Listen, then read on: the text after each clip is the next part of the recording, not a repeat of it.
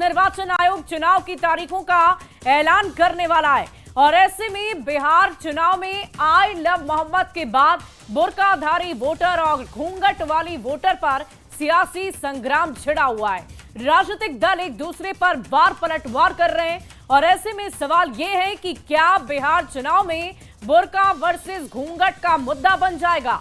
क्यों vote bank का नया हथियार बुर्का और घूंघट ही बनेगा क्या?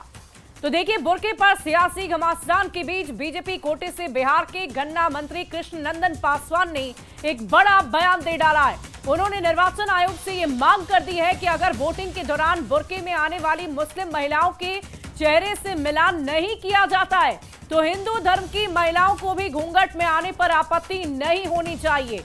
उन्होंने साफ साफ ये मांग की है कि अगर मतदान में बुर्का चलेगा तो घूंघट भी चलेगा, यानी घूंघट को भी निर्वाचन आयोग को अनुमति देनी चाहिए।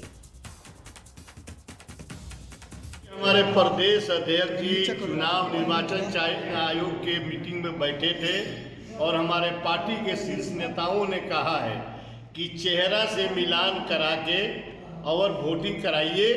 अगर ऐसा नहीं होगा, अगर ऐसा नहीं मानती है चुनाव आयोग, ऐसा नहीं करते हैं तो अगर बुर्का चलेगा तो घूंघट भी चलेगा। कौन क्या बोलता है नहीं बोलता है इससे हम लोगों का कोई लेना देना नहीं है।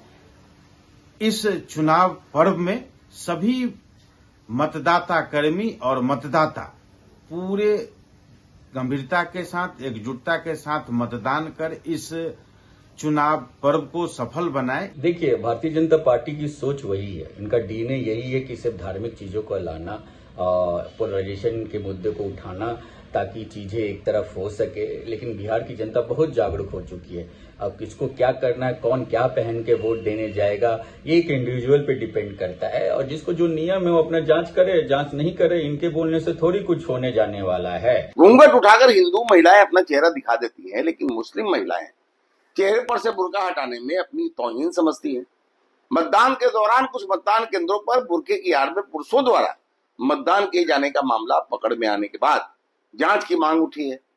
फिर हिचकिचाहट क्यों? यदि बुर्के की जांच नहीं तो फिर घूंघट की जांच क्यों? हमारा संविधान सर्वधर्म समभाव की बात करता है।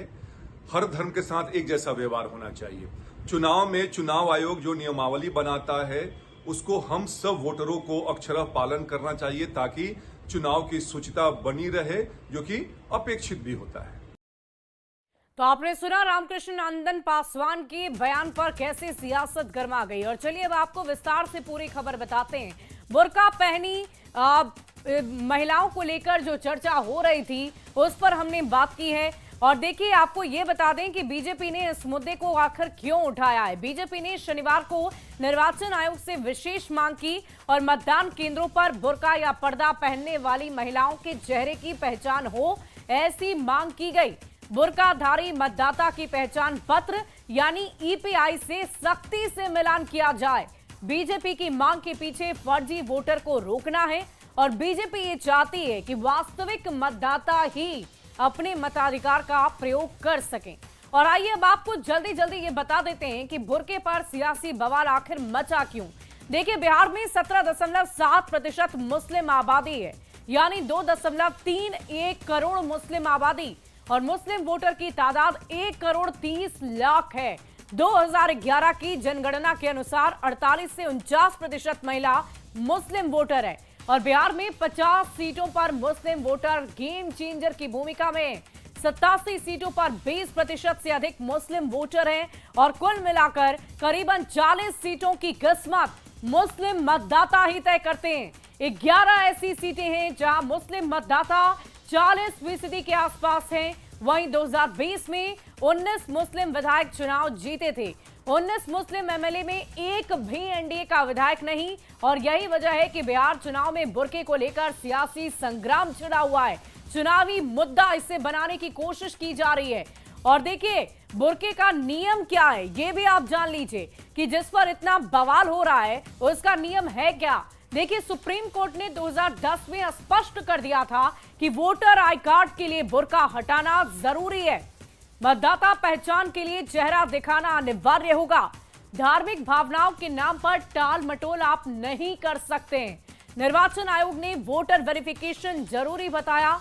प्रिसाइडिंग अधिकारी इसका काम कर सकते हैं। ये जांच सिर्फ और सिर्फ प्रिसाइडिंग अधिकारी ही करेंगे और महिला पोलिंग स्टाफ ही चेहरा देख सकती है। इसके अलावा कोई भी पुरुष इस प्रक्रिया को पूरा नहीं करेगा।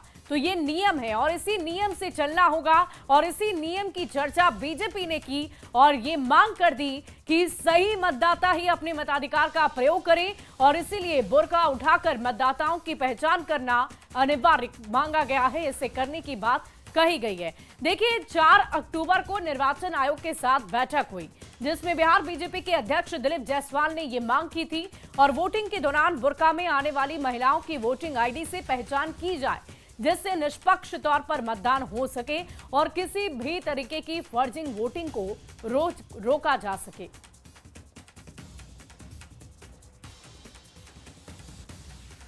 उनको जो है पूरा सुरक्षा प्रदान किया जाए और जो पर्दा नशीन औरतें हैं उनका भी महिलाओं के द्वारा वोटर कार्ड के माध्यम से चेहरे का मिलान जरूर कराया जाए जिससे क्या कि जेन्युइन वोटर को वोट डालने का अधिकार मिल सके। विकासशील इंसान पार्टी के राष्ट्रीय अध्यक्ष मुकेश सैनी ने महागठबंधन की बैठक के बाद बड़ा बयान दे डाला है। सैनी ने कहा कि सीट बंटवारा हो गया है, 2 से 3 दिन के भीतर सभी दल मिलकर इसकी घोषणा करेंगे। उन्होंने एक बार फिर सरकार बनने पर उप मुख्यमंत्री बनने की बात कह दी है। ये दावा किया है कि अगर महागठबंधन की सरकार बनी तो उप मुख्यमंत्री हम बनेंगे।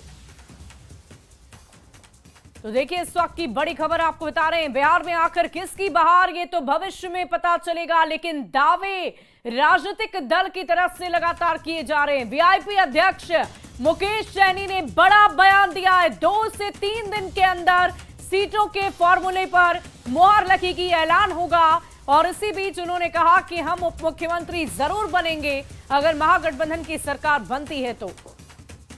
अरे इसमें भी कोई कहने वाली बात है क्या?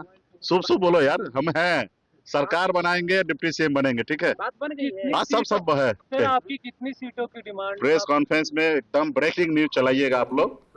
और देखिए, चुनाव ऐलान के साथ ही सीटों के बंटवारे पर भी नेताओं की दौड़ तेज हो गई है। एनडीए के घटक दल एलजेपी रामविलास के नेता धीरेन्द्र मुन्ना ने कहा है कि जल्द ही गठबंधन के नेताओं के साथ चिराग की बातचीत में सब कुछ साफ हो जाएगा। सीटों के मुद्दों पर कहीं से भी कोई दिक्कत नहीं है। इसका सिलसिला जारी हो गया है और आज या कल में हमारे नेता से भी, बीजेपी के शीर्ष नेताओं को भी मुलाकात संभव है कि हो, आज हो या कल हो, लेकिन होगी और बड़े सौहार्दपूर्ण वातावरण में चल रहा है। उम्मीद हम यही करते हैं कि आज से कल तक में आपको अच्छी खबरें मिलेंगी। तो तमाम